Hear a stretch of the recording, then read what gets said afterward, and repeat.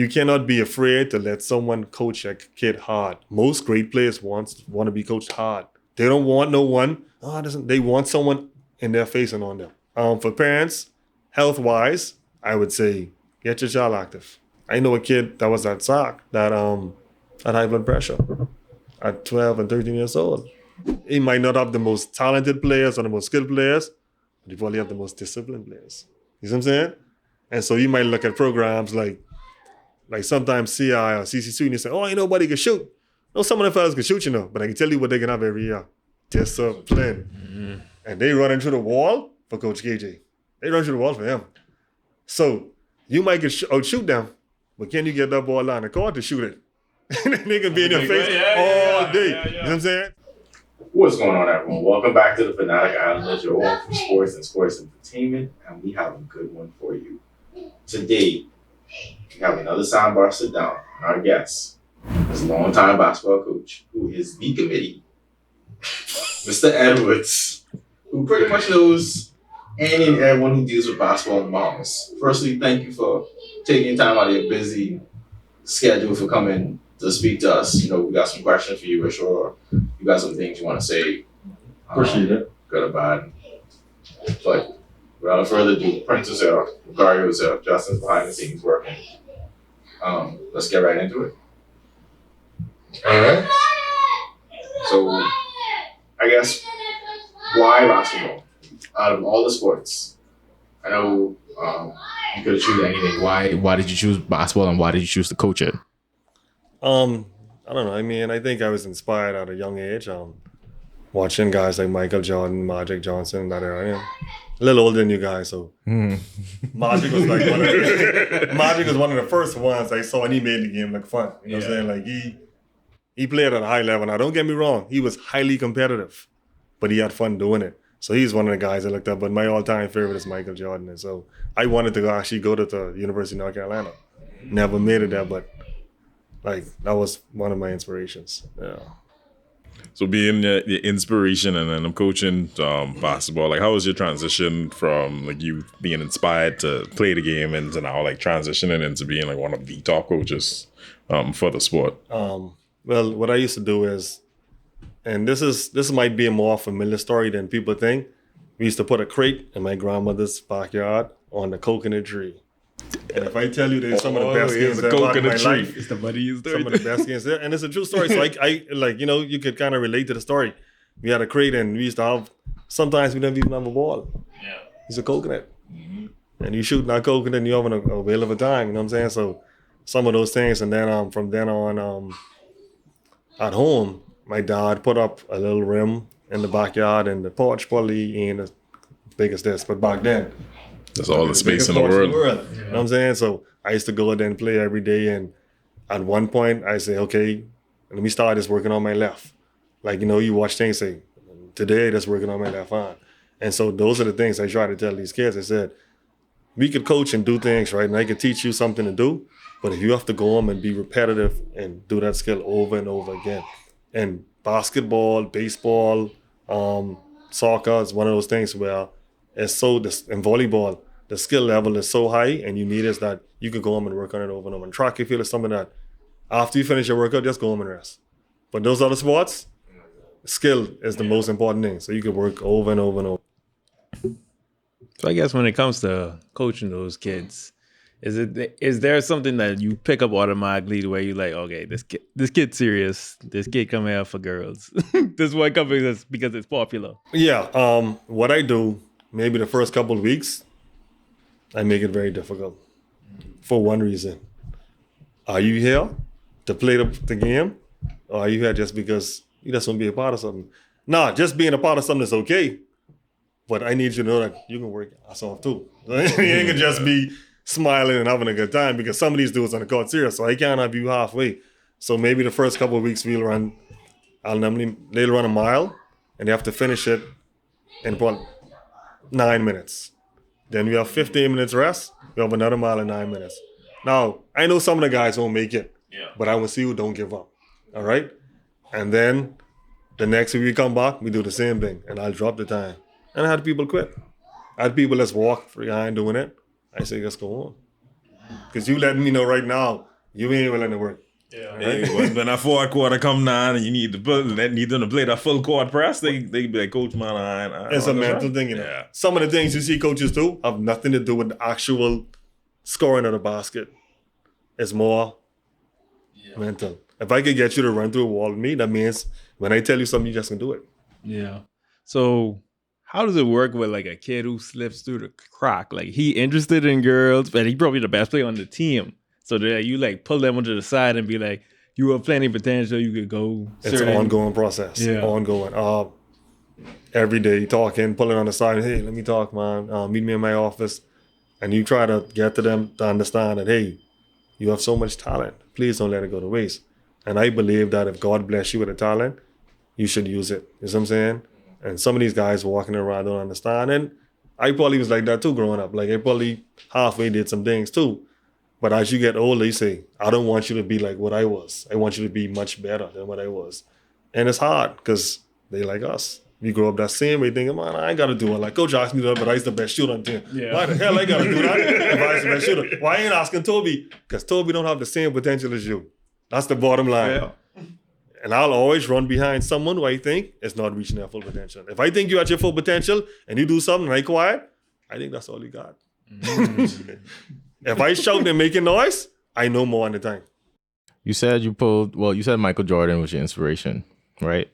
And I guess transitioning into coaching, are there any coaches you looked up to, not to try and emulate, because, you know, everyone is their own man, but try and pull something from them as in a way to for your coaching style? And how do you describe your coaching style? I know you went into a little bit just now. I would say it's a little passive, but not that passive. So if you see me coaching on the sidelines, you might not see a bunch of screaming and shouting.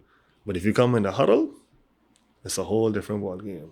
See, I don't think I have to degrade my athletes or my basketball players in order to get them to do something. I have to say, oh, what the hell are you doing? You're so stupid. Yeah. No, I might say, stop doing. You know, I might stop doing shit. But it could be in a different way. But what I try to do is not embarrass them. Yeah. I want them to respect me. You know what I'm saying? And there's a level of fear that they need, and I call it appropriate fear.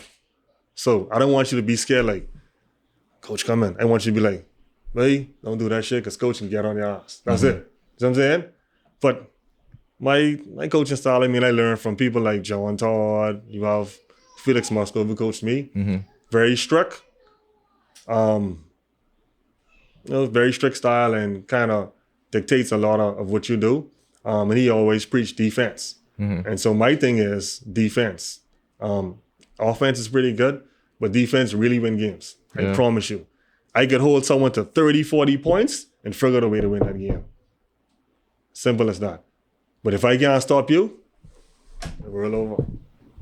So, I mean, with the strictness, right? Because you did mention Magic, and Magic had, you know, the fun aspect of basketball that got you into it. How do you kind of bring that in? Because I know it's a bit touchy, especially when you're dealing with kids, like not to make the practices too fun and that they, for whatever reason, again, we all been there before. If it's too fun, like we lose the seriousness of what we're doing. Like, how do you balance that? So you and it's just like teaching. You go in hard and then you can loosen up.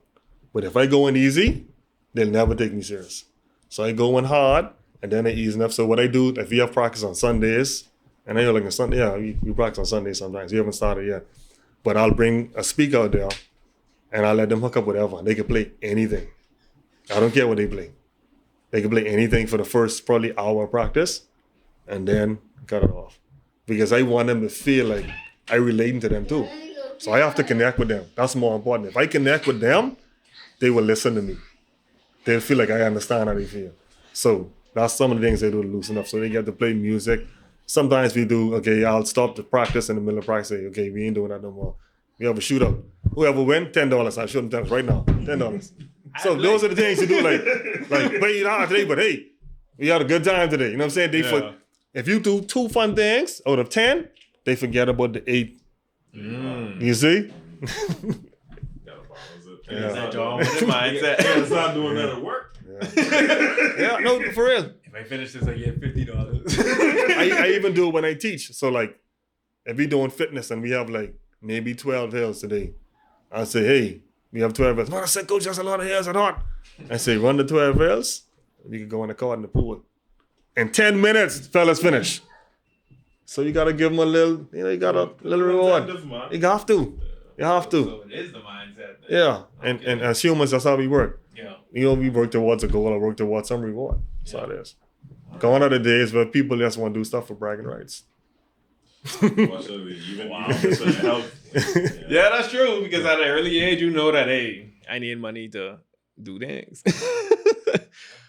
So I want to ask, like, when it comes to when you played back in the day, does that like also translate into your coaching style, like the way you played? It does. And also how you were taught too. And you don't realize how you're coaching kids until you realize who your influence was. So as you look back at people who coach you, and it's like, what are you doing what your boy used to do? You know what I'm saying? You don't even realize it. And you say, I never do that. You're like, oh, am I doing that? You know what I'm saying? So, and that happens. I mean, my coaching style, my playing style, I played shooting guard. Sometimes I played point. So I love guards. I like excitement, the flashiness, the crossover. To me, like that's the ultimate position. Like you have now a small forward now. When LeBron them and Kevin around, they're kind of taking over. You know why they're taking over?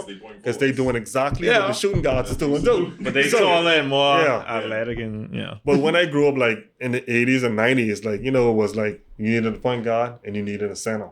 Like you always had to have a center. Mm-hmm. And that's why in the 80s you'll have like Patrick Ewing, you'll have Hakeem Olajuwon, you'll have these centers because like that's what it was back then. They needed to do it. But I would say the way he played has influenced the way I coach in terms of seeing the game from that point of view, from a shooting guard's point of view.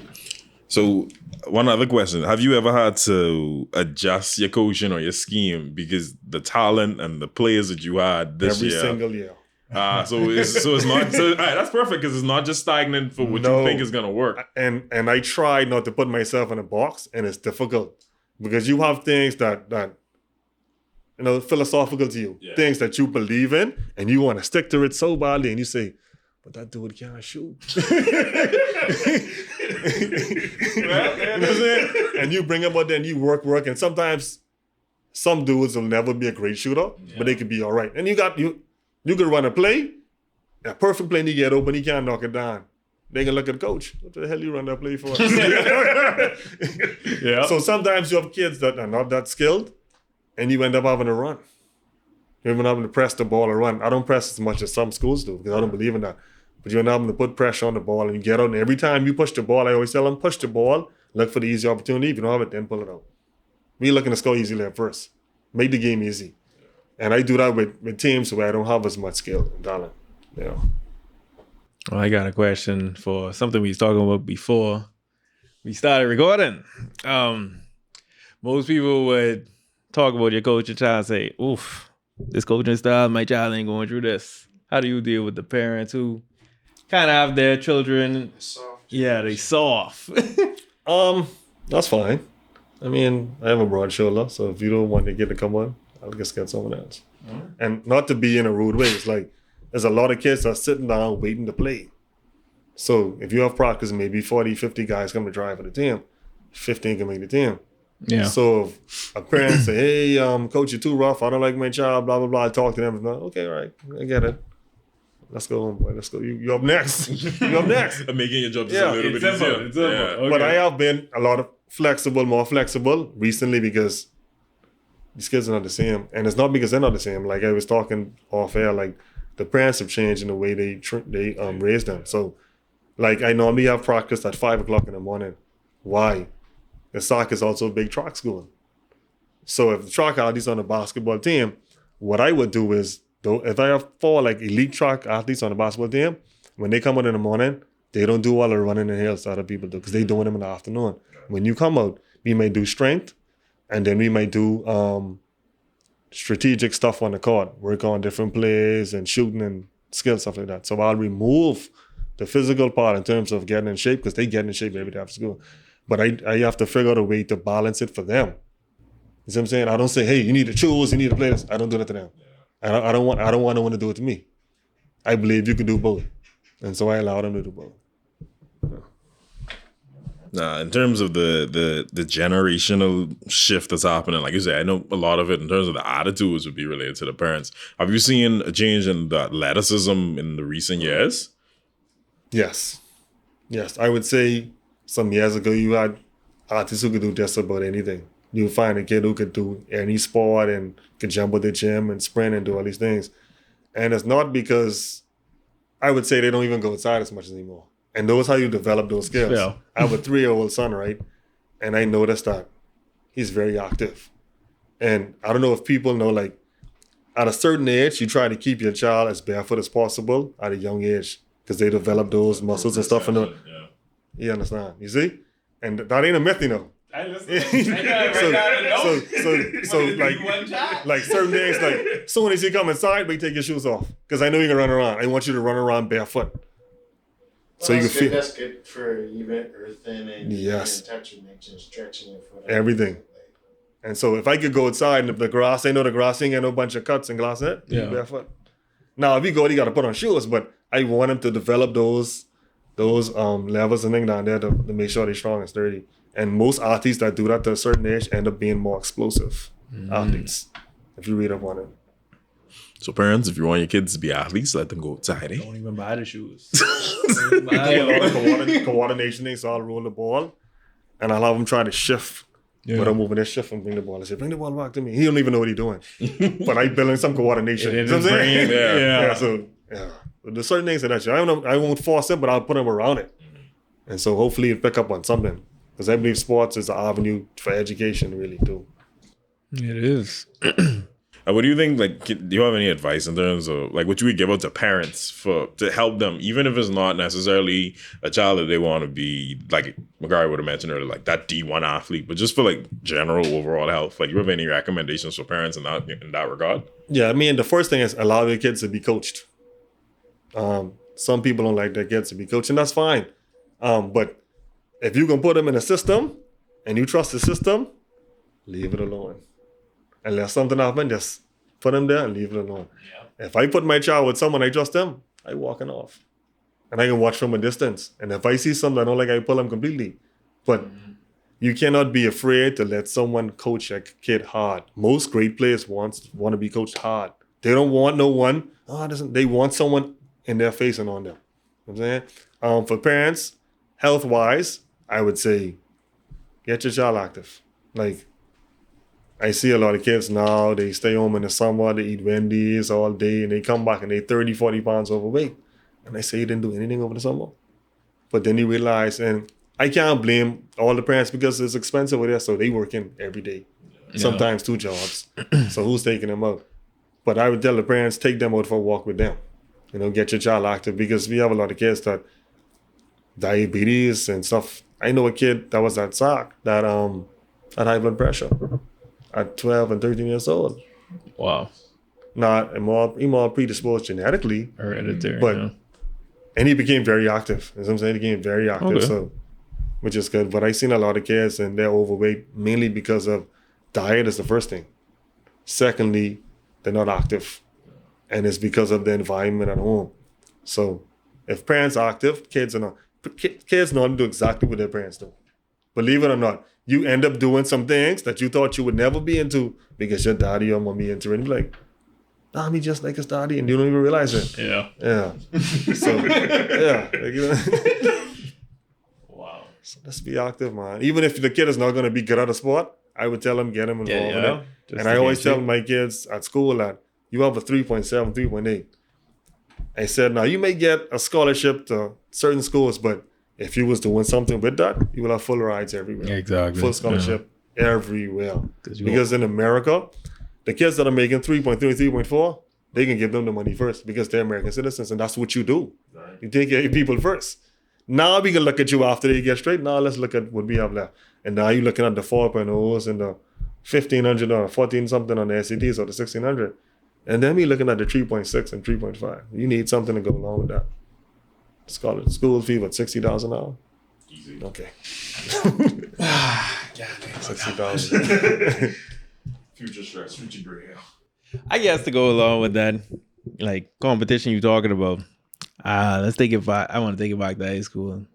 So when it comes to like competition amongst the other schools, who you feel like give you all the most challenge? In recent years, Queens College. I'll be honest with that. I didn't want to hold it back. I didn't want to hold it back. This is good. I couldn't hold it back. Queens College. When I played, it was mainly St. John's. St. John's was there. St. John's Didn't Jordan Bridge will have like a runner at some point? Yeah, they had a run, but it ain't as consistent. And when I say consistent, like over a period of time, and that's how I rate schools. Like Okay. someone could pop up for 3 years, But if you do it for 10 years, that means you have something in place. Yeah. A program in place. Because you know what the hell you're doing. Yeah, because that 3 years could be Yeah. one student. You have some couple That's artists true. in there, That's then true. that's it, then what you doing. That's true. But recent years, Queens College, before that, we used to be St. John's, track and basketball. Like, it was so heated with St. John's. I don't think we ever had a rivalry. Like, we used to fight almost every time we played them. Fight. To be fair though, because you mentioned it for your time, in my time too, because I was the early 2000s. Yeah, early 2000s. Same thing. St. John's, because I'm an Anglican, so I went to QC, but I know a lot of people from St. John's. Right. St. John's basketball team was always fighting. Yeah. That's just that. But it was good. They were good enough to. But I love it. Good enough to fight. I love going to their court. We call it the cage.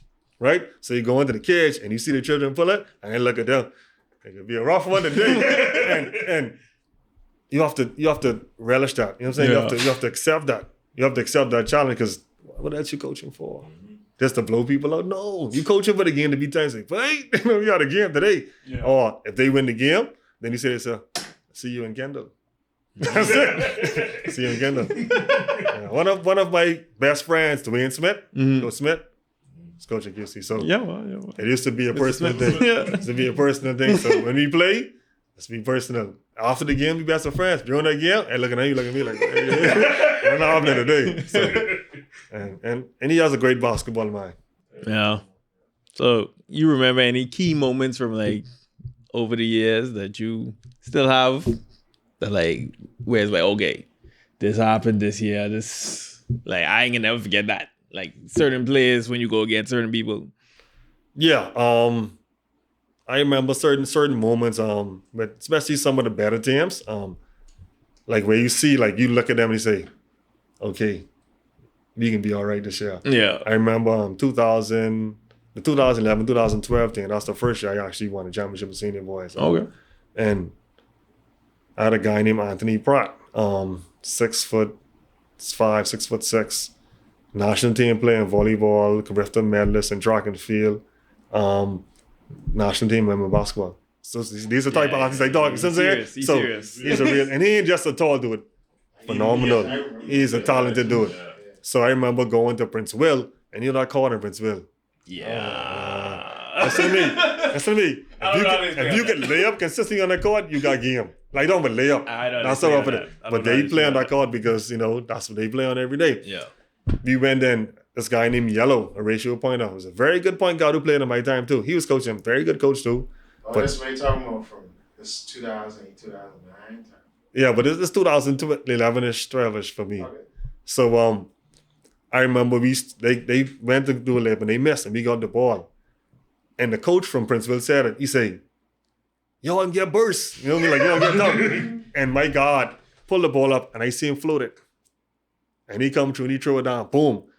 And I just look. No, it wasn't just a dunk. It was like, he come to Princeville and me marched him down on that court. And I look at the guys and say, oh, we serious this year. We serious. Wow. That's the year when y'all won with Kenwood and all the rest of them? Yeah. You remember Kenwood though. Yeah. Kenwood had the mask on that year. Yeah, He had a surgery, broken nose and everything. And that's it. See, you brought it up. I was going to go there too. And that was another turning moment too. Yeah. Because he broke his nose. And he's like, that's a star point guard. You know, we can be back. But let me tell you what happened. Everybody else got more playing time. And when we got in the gym, Balance. I knew no one could beat us. The guy, as I had a 6-man named Nathan Bethel. And he was phenomenal. He was like a 6'4" guard, like point guard. And he came off the bench for the next 3 games. And I said, look at Jesus. Listen to me. Exceptional. But Ken was a better distributor. But Nate was a combo guard. He could distribute, he could score, he could do whatever. So it was like I had a point guard on the court, and then I had a dude who should be starting coming off the bench. So it's like, okay, Be ready. And then I had Anthony Prado was 6'5", 6'6". I had a complete team. Then I had a guy named Brandon Williams, who was my leading scorer, dropping like 25, and his mid-range was pretty good. That was a pretty good team. Yeah. Yeah, it was a pretty good team, yeah. But those are some of the moments too. Like, and that you got to know it's broken against St. John's actually. So By a St. John's player on soccer court. on brand. Yeah. And then we got a brawl, and that was a big to-do. St. John's. And I'm out of it. That's the heated thing. It is what it is. He just going to rip Hamilton, that's all. No, because they have a whole, like, you can still pull up Kent mixtape. Oh, they have a whole mixtape online? No, can't do that. Can't put that mixed together. Yeah. Oh, okay. So I am going to QC, carving up these mascot and everything. Like, Wow. Okay. Now with Nassau being as small as it is, like we know everybody. How is it competing against, let's just say, like you would have mentioned, some of your good friends, probably some people you've been coached before, and people you would have played with? Like how is it, and like how is that for the community, like the basketball community? I think it's great. It's like a fraternity. For most of the coaches. And I try to learn something from everybody. I mean, everybody have their hang-ups with certain coaches. And I say to myself, if this coach is having success someplace, there's something he's doing right. He might not have the most talented players or the most skilled players, but he probably have the most disciplined players. You see what I'm saying? And so you might look at programs like sometimes CI or CCC and you say, oh, ain't nobody can shoot. No, some of the fellas can shoot, but I can tell you what they can have every year. Discipline. Mm-hmm. And they run into the wall for Coach KJ. They run through the wall for him. So you might outshoot them, but can you get that ball on the court to shoot it? They can be in your face all day. Yeah. You know what I'm saying? So they can be in your face all day. They willing to do. So it's something you can take from everybody. But to your question, not to come off track, but you see Dwayne, Coach Smith. I even have this year. I'll have one of my former athletes come and help me out. The coach as well too, because I see he's into it now and he looks serious. So I want to bring him on and give him an opportunity, platform to showcase himself on a bigger level. So I think that's what should happen. You should always bring people in and try to put them up. It's not just, it's all about me. You know what I'm saying? what do you think about the whole, this has always been a conversation from my time in high school, where they say David basketball players don't play enough games to get enough game experience. Like you only have, you have a couple tournaments a year, you have your season, but only like 11, 12 games collectively. You might only play 50 organized games per year. So that's a great question. And when they say not enough games, not enough organized, official, decent games, because these kids play. But you see schools like Kevin Johnson from C.I. Gibson, he already sent me an email about the tournament. So we're trying to put on more tournaments now. And that's why you see a lot of the schools and teams travel abroad a lot. For not just because more games, but the experience at a different level, more organized. You know what I'm saying? When we travel away, teams that you look at the team and you see, a little white boy from Wisconsin, you look at him and carve him up. No, you ain't. No, you ain't. And guess what? And guess what? And he ain't nothing but himself. You knock your teeth out your mouth. He grew up rough. But we do need more games. And I have a gripe with the private schools. We still outside. And that is something I'm supposed to speak to the minister about. We talked about it last year. They've been talking about that from when No. We've been talking about it. Okay, so but I think it actually have a chance that it could happen. Okay. Yeah, it could happen. I don't know if you noticed recently, y'all probably wasn't around the league. The past 4 to 5 years, certain games, like I remember some years ago we was playing QC, and we know it's going to be a packed game. Push it in the gym. Regular season game. Push it in the gym. Yeah. And we probably told everybody at 1 o'clock it's going to be in the gym. We walk in the gym and the gym completely packed. Because people coming from SOC, and we know that. We know they can bring their fans and they can come support the game. So we're trying to push it that way, push it in the gym, because outside playing the elements, and you hear people say silly stuff like, oh, if you could play anywhere. So you telling me if Steph Curry have to go outside and it's windy, Golden State win? You compromising the game. Yeah. You compromise the integrity of the game, because now you telling Steph Curry, don't worry about shooting, which is his strength. And then you have a win factor. Thank you. Yeah. So Steph and Clay completely taken out of the game. Who Draymond and just take the ball through it? Like, Man, you got the gravel and everything because this is supposed to use was floating around IG must see for the last couple of months with Steph Curry just dribbling the ball, practice and you find that spot on the floor. Yeah. So imagine you playing on the asphalt courts and Some stuff. of them is trash. But you just finished you have a talking about pebble Jordan with the ball in the pebble, and the you're ball gone. Like, gone. all your handles and everything And going as on. a coach, I showed them my player because I realized the pebble do that, and I can scream at them anyway. And I tell them that. I say, yeah, do better. Anticipate that. Yeah, do better. But I wanted to talk about y'all traveling to compete with other people internationally. I know there's some difficulty with traveling sometimes. Have y'all spoken to like international schools about coming here to also compete? We have, and I think something is going to happen in the near future. I don't want to really speak on it yet because it is in the talks. I think in the summer, we have something on stream that I think is going to be really nice. And I'm not talking about them bringing down like 5 elite teams with U.S. coaches or U.S. program running the system. We're talking about behemoths doing it. Where you bring in some of the top AAU teams from Texas or Florida, maybe 30 or 40, like a regular AAU tournament, but have it here. And that's what needs to be happening. It's the Bahamas. Yeah. These kids travel to New York and D.C. from Texas. Ticket almost the same price. Exactly. Not a hotel is much more. But you get the view. But you're getting the beach. You gotta give a little in life. Yeah. Because even today, because like I'm thinking now, like how you mentioned, like how they have like the Battle for Atlantis has come down. Like why not have like before that happens, like some of the AAU games going on, like on almost like an undercard sort of situation, even if it's just like lower schools or lesser schools, just to get them exposure and then again us more games. You know what I mean? I agree. And they actually did have something. KSA Sports have something that they did around at Christmas time. We played in it. QC played in it, and maybe 1 or 2 other schools. But what would happen is they'd have a little high school type. It wasn't even a tournament. You just play games. It wasn't really a tournament, and they would invite us. So you get 2 or 3 games on there, and it was all right. But I think something needs to be done on a bigger scale. It was all right.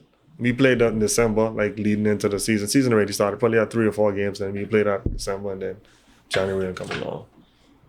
So people have tried to do some things, but it wasn't really behemoths doing it. It was people realizing how beautiful our country is and taking advantage of it. Just like the Battle of Atlantis is a wonderful idea. That's what they did. But there's not enough behemoth involvement. Ask them how much money is coming back to the country. And you know what really pissed me off is that when you read up on these things, a few years ago, ESPN had a 3-year contract for $75 million. Battle of Atlantis. So like everyone know our main industry is tourism, right? And here you say other people understand like the potential and like the opportunities here in the Bahamas, right? Why don't we? And I always tell people like even when we have investments for hotels, why isn't it a deal? I always give concessions. Why isn't a deal made to say, hey, you gotta build and maintain this sport facility for all? And that's one thing I think should have been contract. done. Like we should have thought about 3 or 4 more gyms in there just from Battle of Atlantis alone. Like, why isn't And we don't need $1 million gyms in there. I know if you go to the States and you go to AU tournaments, you see the little warehouse. Yeah. The thing is that's all you need with a wooden floor. All you need is a wooden floor and a roof. Yeah. That's it, and air conditioning. That is it. That is it. And so that's one thing. But I don't know if it's relationships because, you have a message, but the messenger is the most important thing.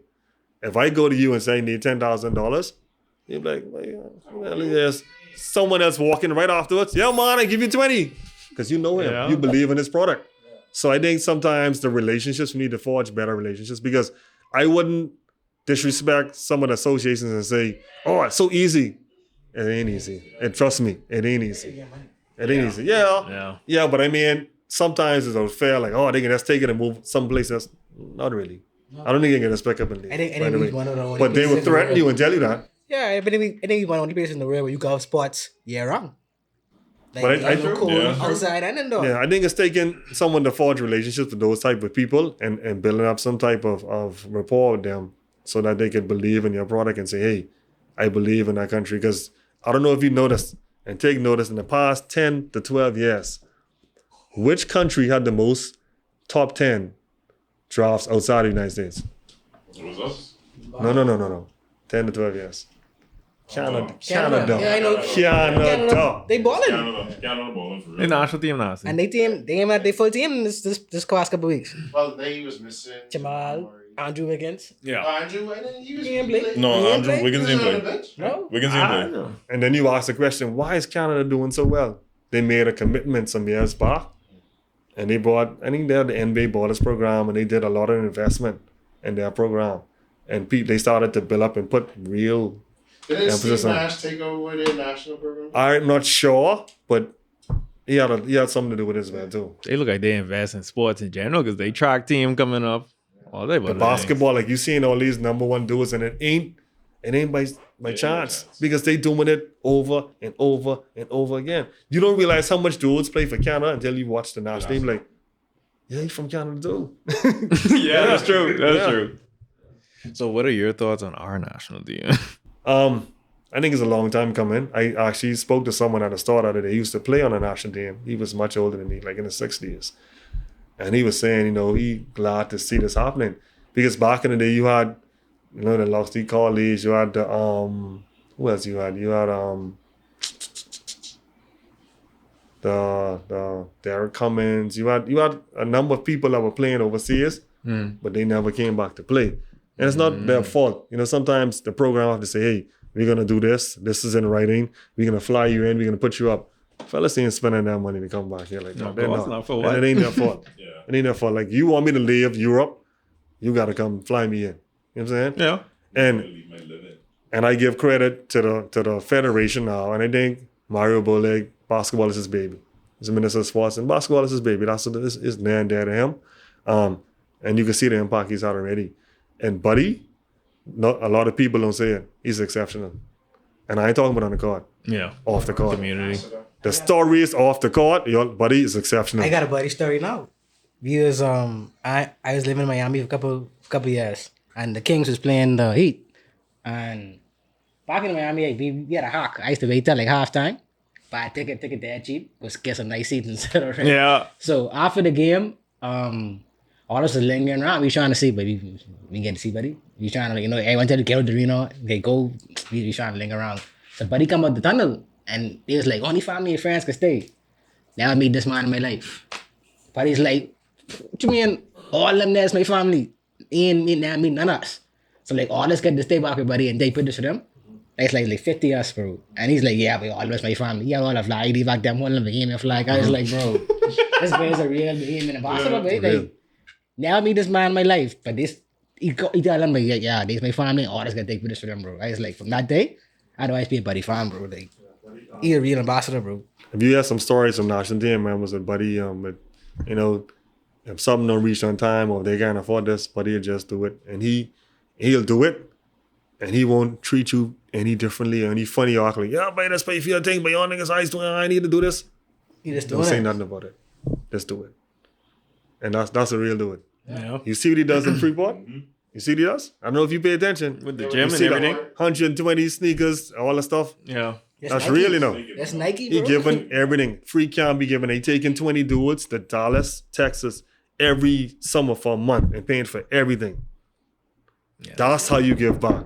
And it ain't about spending money, no. That camp is about his time and his investment into seeing someone else achieve something that I achieve. And so when you see people, I always tell people, if you don't have to spend your money, no, just give some time. And that's what Buddy doing. And so Buddy, he rough and he competitive. So like if you're doing foolishness, he can tell you about yourself. Why are you doing a bunch of foolishness on the court? That's because he love you though. Yeah. He want to see you do better. And he can put his money where his mouth is, and he can put his time where his mouth is.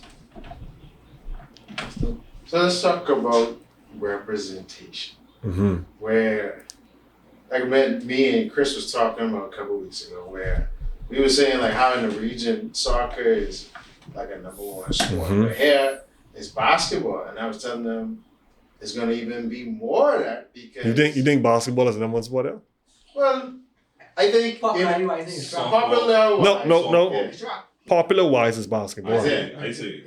But more successful right now is track. And only because we have raw athletes. We just have basketball as a skill thing. Yeah. You see? You got the dream. Oh, yeah, And track you have to train too. but But like the the- skill, you don't yeah. have to know the skill. You ain't gotta be the skill. You Like just you could get away. go You on could it. get away more with just the raw Right. athleticism. Yeah. Go ahead. What I was telling Chris is because you have little kids having this image of Bahamians going to the NBA. When they grow up, that's all they know. Right. So they already see in their mind. Baseball too. Yeah. They already see in their I was mind. just gonna say.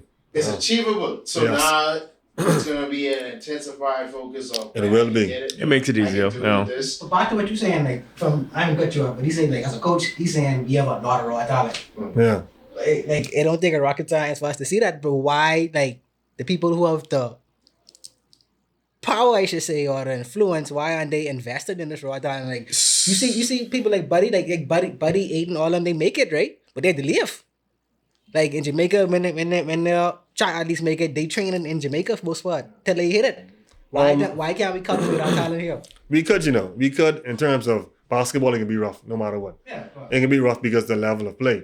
So most colleges ain't gonna say, Let me come here and scout. Wait.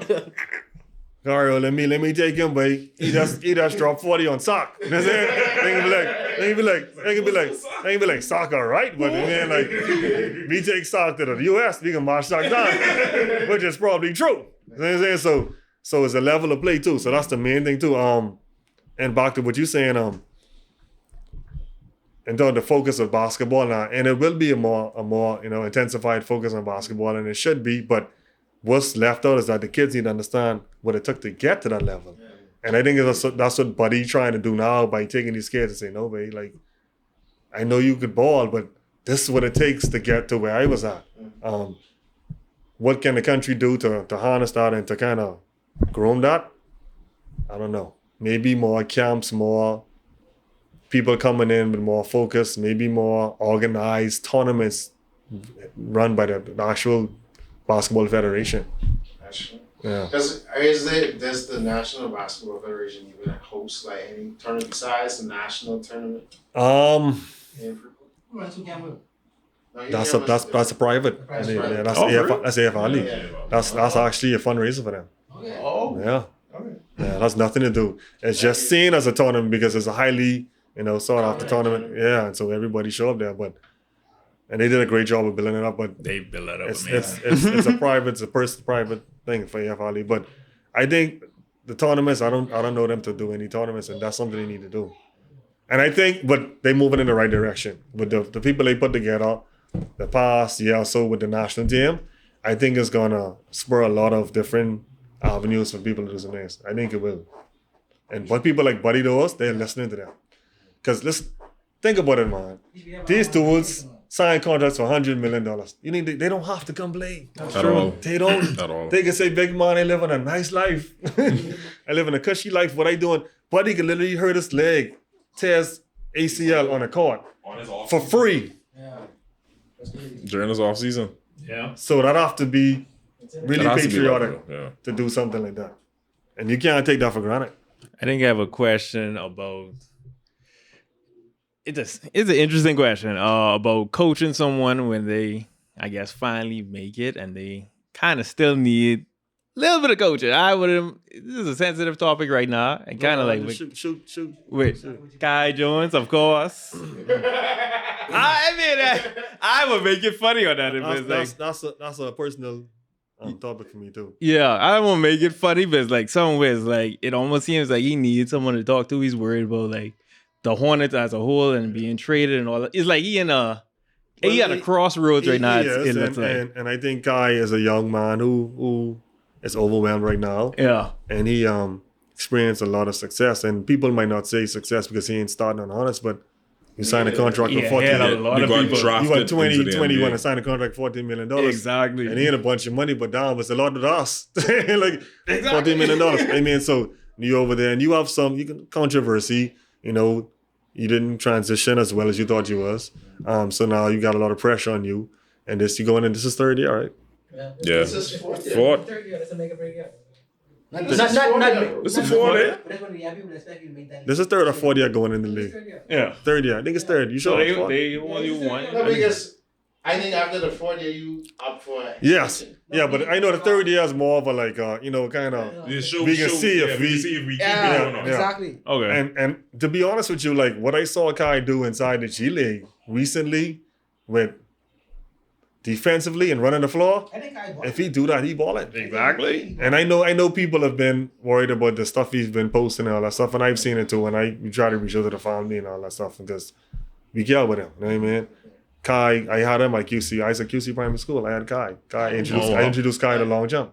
I introduced Kai to the long jump. Yeah. He's talking about that. Yeah. Long Yeah. term, yeah. And even though and even when he left, I think he went to like homeschooling and his mom went to do some studying abroad and he left for that to Orlando. When he came back, his dad contacted me for a couple personal sessions. So I would go Old Fort Bay and do the personal sessions and I got there basketball.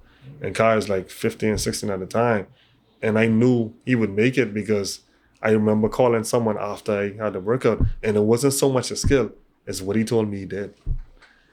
I said, wait, why are you tired? Why you look drained? He said, well, I got up at 5 o'clock this morning and I ran the beach with the national team. Then I shot some shots.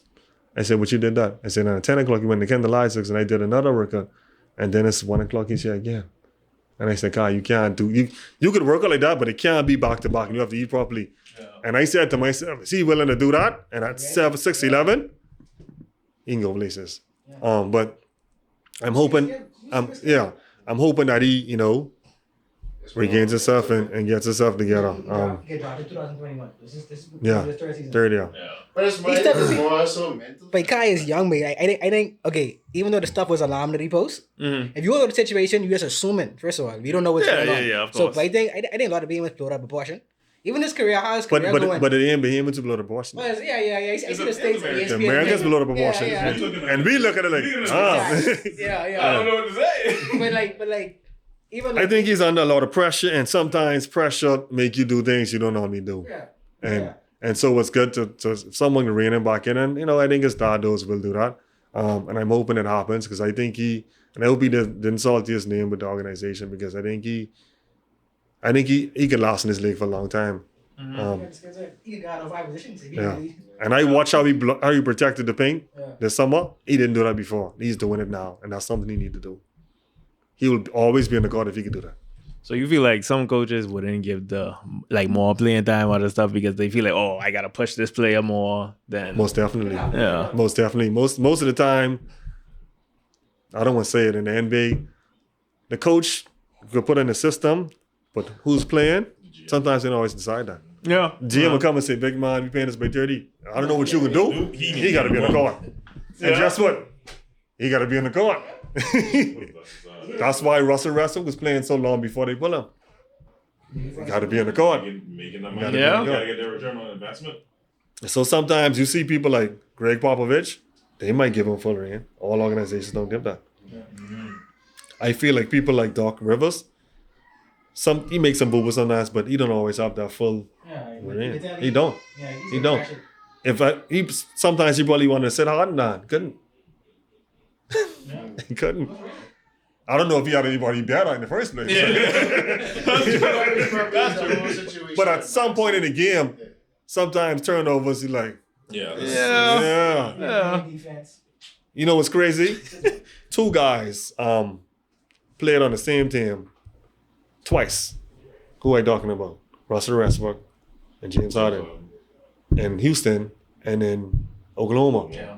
2 guys that lead the league the past 5 to 6 years in turnovers. Russell Westbrook, James Harden. Think about that. to think about. So once you get them, you know the turnovers going up. They're coming down. Take the bad with the good. I mean, I'd not to say that he's talking about it, but if I had a choice, I'd take Westbrook. I mean, I think I had him more skilled, but I want someone who actually can try. When the game on the line, I didn't quit. I think I At didn't this quit. point, I'd take Westbrook. Yeah, I think I Maybe 3 years ago, I'd take Harden. Yeah, but now you see Harden is Harden quit. don't want to play defense. He don't want He's to do quit. nothing. That But boy's I mean, he quit. never played defense. He is quit though. That boy just Melo played more defense than Harden. Yeah. That's saying a lot. Yeah, I agree though. But Harden is quit. Melo man. was a bad man. Though. He was. He's a bucket. Offensively, He was a bucket. Yeah, one of the hardest dudes ever got. Carmelo Anthony.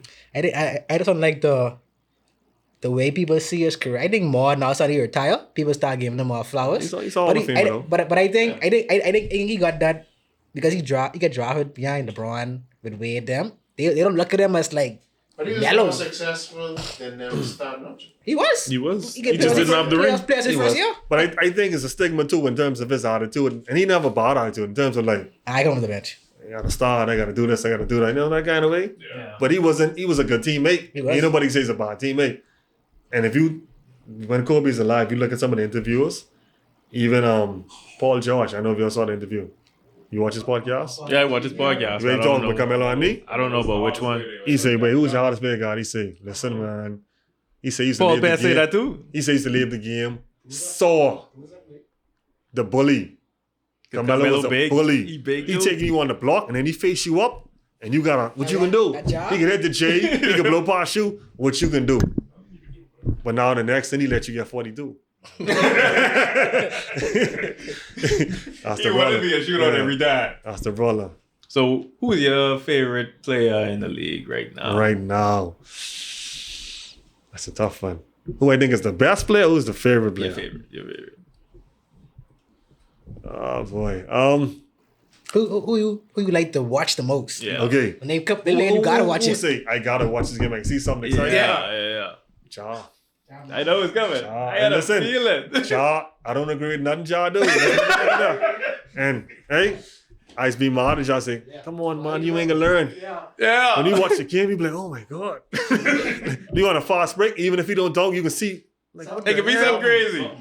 Like you can go watch that dude. And another exciting guy to watch. And these dudes, as highly skilled as they are, like I always tell people who are genius at certain things, they come with a level of something else that you have to deal with. Kyrie Irving. I know it coming. Kyrie Irving is the Kanye West of basketball. I think Kyrie is the most skilled basketball player in the league. He's insane. That boy is talent. Boy, he's talent off the charts, bro. You just shake your head and say, "Wait, like you just." Let's focus 1 year. Give us 1 year. Give us one season. Full season. From like 2014, I was like, babe, this way drive, it going in the rim somehow. I don't know how, but it could go in the rim, like. But going back to Ja, like the explosiveness he has, right? I'm not trying to make a comparison. Do you think he needs to change some things so he doesn't end up on the same trajectory that Derrick Rose ended up? Yeah, most definitely. He's on that. He's injured. Every year he's injured.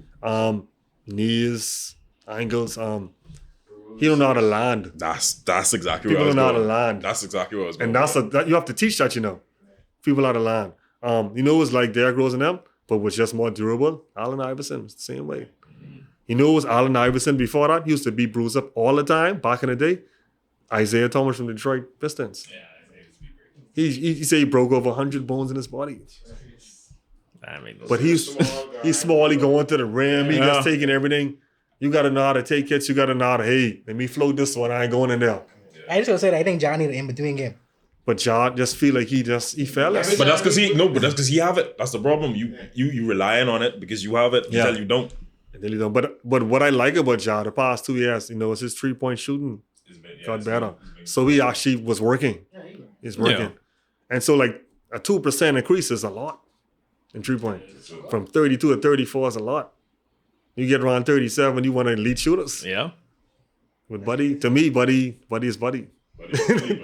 I don't think Behemoths understand how good Buddy Hield is. You don't appreciate it, bro. They don't. He literally one of the best He's shooters a in the historical league. great shooter. Ever. He's a historically great shooter, boy. He's made more. He broke Steph Curry Curry record. record, Like people don't understand what Buddy Hield is I think doing. it's the teams he was Not on. that, but I ain't gonna lie. I wasn't a fan of how the Kings are using Buddy. I think the Pacers use him That's what better. it is. Pacers use him better. And that's Luke Walton. Yeah, of course. I didn't like that. I didn't like how they was using him, but Boy in the Pelicans, you know? I think the Pacers using him good. The Lakers fumbled the bag. They should have. No, not the Put- Lakers. Ooh, LeBron. LeBron, yeah. we about to win the. I love LeBron, but LeBron wanted to prove that he could win With with Nesta? someone who they say he couldn't win with. Westbrook. Yeah, I don't know why he tried that. Because it would make his legacy look even better. Yeah. He And trying I to find get some it. way to pass. I get it. You feeling yourself. You done win 4. You figure, hey, I got Everything in that team set up for y'all to get a bona fide shooter and just be set. If they had Buddy here, they would have win the chip. I think they win again. They would have won again and again. Because they could have kept some of the other role players. They could have kept them. They could have kept Caruso. Literally, the only thing they was missing was shooting. And Buddy don't fold in the I think clutch. they won my. Buddy is proven time and time in the clutch situation he had shots. But he nice, bro. That's true. Famous don't realize for true though. Cause and again, like go back to Kai, like people think, oh, cause he ain't playing, he in the G League. He suck. But it's best boy. You gotta watch him, but like if you watch him play, And to he that point, balling. to your point too, though, like if you're talking about the average Bahamian versus like the actual basketball fan, Exactly. unless you was Steph, Giannis, They know you for real. LeBron, Yeah. like they don't know you, so they don't realize like you actually good. Everybody They see there. somebody like, let's just go back a couple of years ago, Kyle Korver when he's on the bus. He's like, oh, but he ain't really good. He just shoot a couple of trees. That man, what's the problem, man? Like, He but changed they your game plan. change the entire game. You got a game plan for him. For Kyle Korver, and people don't realize But that. yeah, Like, people don't realize that because they ain't actual fans of the sport. They just watch it for entertainment. highlights. But I mean, They the will see mentality, Giannis. They will see Giannis dunk, see LeBron dunk. That's all they don't watch. the mentality of most Bahamians is to be unimpressed, though. Let's be real, though. I agree with him. Let's be real, though. And that's why celebrities come here. You can literally walk around. You know what we can do? They don't care. Man, that's your boy. Oh, look at your boy. Let him walk. Let him walk, man. Let him walk. We ain't no running and jumping on nobody. Because, we don't like man. No. That's the first thing. That's the first thing. We don't like man. So I listen. Exactly. I listen this dude, but he keep balling, but he all right. And that might be our favorite player, but Yeah. But That can be a detriment as well. he ain't like Bahamians. We ain't Unimpressed, running bro. nobody down. Yeah, but I remember it was an experience with Buddy. I had this gala over Atlantis. Buddy come walk out in a tank top and shorts. Oh, y'all having some wine, mate? Oh, that's Buddy. Yeah, man, we about to go in. All right. Yeah, man, Buddy. Da da da da. Yeah. Like he just like, yeah, okay, y'all doing your thing. Yeah, we see you doing it, then you going. Yeah. It's like, where you going? You ain't got no place to And we respect them, but that's just who we are. As Yeah. people, we see Michael Jackson open up Atlanta, so he's all right. Yeah, man, that was cool. It's cool, man. That's cool. And that's who we are. We respect you and we appreciate what you do. But man, We about to worship. yeah. What's the next tell you? You think it's God? I think that's what happened with Aiton to some degree. Like, Aiden feels a kind of way. slide it. Yeah. But it's not, the Bahamian people didn't do that to him. No. He They is. started doing that, but when the US Then we started started- to hit on to be like, It's like, hold on now. Y'all ain't allowed to do that. Again, this man is averaging 18 and 12, 18 and 10 in the Historic NBA, numbers. bro. Historic And guess numbers. what? What you want to play to? And that's what. At the third Look option, at his fourth shooting option? field goal percentage. Like 60%, right? So what that means? He good. No. He need more. Touches. That's just, Thank but he you. ain't get it. But again, He's like not you gonna said, get I mean, that. just gonna talk about this. I How know is he's he? gonna get And he that. ain't coming in because of the team he on. I And saw this guess what? conversation. First I have of this conversation all, with people all the time. You don't play He Buck playing with almost $40-50 million. Buck is shooting that ball. Because that's what they tell him to Chris do. Paul's the point guard. Like, He because- controlling an option. And then they bring in Durant. So what you want him to do? Why And they because bring in Bradley Beal? right, and then because of that, now you want to put this man who really could be an offensive star as just a pure defensive center when that was never really his game. Yeah, that's the next thing. He can People go understand in that. a dunker position. So what that means is that low block right there, when someone drive, that could be a shovel pass for him to dunk. Alley-oop. He can go in a dunk position. But yeah, Why? 18 and 10, He that's can't the fourth pull out the option. lane. Exactly. You They can't. ain't want him in the lane. Because first of all, they don't play that type of basketball no more. Unless you just Jokic or Embiid. You ain't getting the ball out. I've seen Aiden like that little Aiden can play. that mid range That game. dude, he can play, He playing like that on the national team. Only thing is, He have a midi though. Like he have a his motor is consistent midi. questionable. Yeah. It's motor. So like, But I think that goes back to usage too, though. Because if you ain't getting around, you No, ain't but getting in that's when they brackets. got from when he was in Arizona. They were saying, yeah, no, he always been like that. Yeah. His motor. But- Even Yeah. high school when he was the man, But the motor was questionable. So that means Jokic if you could dominate the game, dominate it. Sometimes he back He's off go and be through it. passive. Yeah. Dominate the game. Dominate the game. Shaq used to do that. Yeah, Shaq used to do that. Who is stopping Shaq? Shaq come up with no. He pull up a no more than he kill you. Since you get coach, you think we could ever get back? Because I mean, I know times have changed and games have shifted. 2009. Yeah, you think we ever coming back? Even not even that. If we get back to true big men, Jokic and them. I think the game is going cycles. But the question is, what is a true big man? Jokic and Embiid. No. I want to ask it because Jokic and Embiid ain't the traditional. Yeah. They don't buy. They don't buy. You got what I'm They saying, ain't right? traditional. Yeah, I So see your it's point. They ain't on the block. I see your point. Just sit down and then. So now they do. I mean, we getting back to that. But you look at Embiid. Embiid will pull up a 3-point in your face. Too much sometimes. Yeah. Jokic the same thing, but they could bruise you on the block too. Back in the day, it was like you would get put on the bench if you shoot a 3-pointer. What the hell you doing shooting a 3-pointer, bro? Shaq must he shoot 4 3-pointers in his whole career. Yeah. And the team was probably up by 30 when he shoots that. So, becoming, I don't know if he coming back there because when you coach basketball now, you teach positionless basketball. Yeah. Because the European guys were so skilled when they came in, they forced the Americans to now create keep up. centers that could shoot.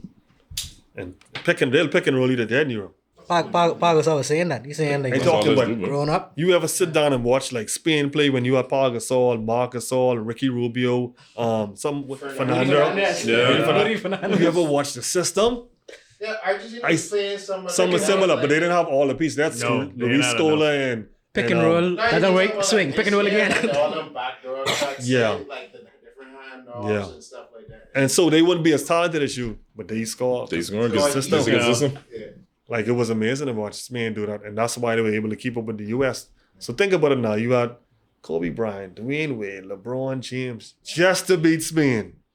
And the game still was close. It always Going be back to the close. last It minute. always The game be still was close. close. You had some of the best in the world on Spain, and then they have a system, and they've been playing together for years. That's the U.S.'s advantage right there. Even this World Cup, I understand you don't carry the AA team, but you didn't carry guys who next in the pipeline. Some of the guys who play in the team that's not they ain't gonna play for that. No. Yeah, that's their fault. Because Yeah. some of these They call guys people. They who call in the NBA for Spain and other countries, they go back and play. LeBron Every them taking time. it some off, and I'm mad at LeBron. I'm mad, yeah, LeBron I'm for mad it. at him. But don't be mad when the result don't beat. You know what I'm saying, like you could do what you want to do, but this is gonna be the consequences. I always tell people that, yeah, you don't have to go to practice, but when you go to that event and that don't happen, look in the mirror. But even to your point too, though, I think It can sting too. I think with Team USA, that system, I think honestly the philosophy.